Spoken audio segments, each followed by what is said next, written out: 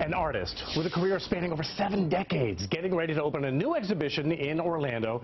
Harold Gard makes large-scale works that hang in galleries all across the globe, and we are honored to have Mr. Gard here with us this morning. Sir, it's a pleasure to meet you. Lovely introduction. Thank you very much. Thank you. I really wanted to ask you, because when you've got 7 decades you're looking at, do you ever look back at like a piece you did in the 1950s and you're thinking, what was this 20-year-old thinking as you look on it with your 95-year-old eyes? There's a stranger who walks through my history. Is that right? I have no idea what you young people have to face. I have no idea what young artists today are thinking.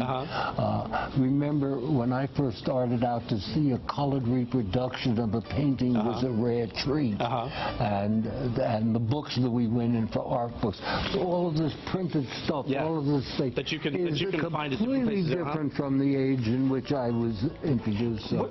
Was your art influenced by the time that you came up? Was it the innocence of the 50s, the rebelliousness of the 60s, or maybe the decadence of the 70s? I suppose, was that reflected in your art? You know, it's more than a fine question, because I think the only true history we have is in two-dimensional painting works.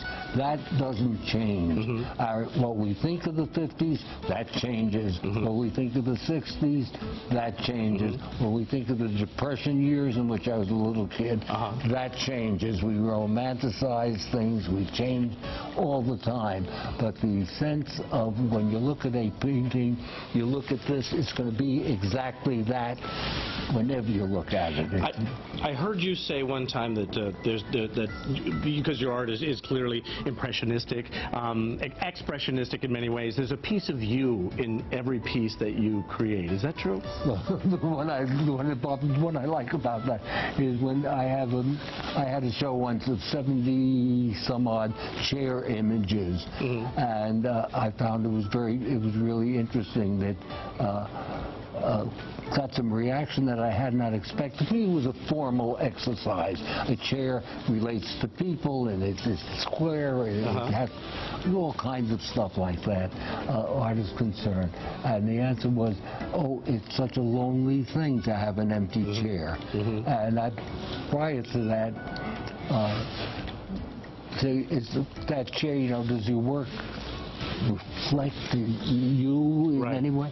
I say, well, yeah, if you see an empty chair, it's a portrait of me before I left the room, and it's a portrait of me after I left the room. Do you start a piece like that thinking, this is what I'm going to create, or does it start to come out as you go? The older I get, and I keep getting older still. We all do. I find that pre-planning is not helpful at all. I don't sketch. I felt at one time that I might, that's many years ago, and I began to think it was my job, if to do a sketch as the basis of a painting, that if the painting is better than the sketch, get rid of the sketch, and if the sketch is better than the painting, then you keep one or the other. You don't keep them both. Well, your art literally comes to life. And again, your exhibit, the new exhibit, opening at the Mills Gallery, and it'll be on April the 5th is when it opens, and it goes through May the 3rd. And it was truly an honor to have you in here today, sir. It was really an inspiration. At 95 years old, continuing all that you're doing. Thank you, sir. Thank you. All right, Amy.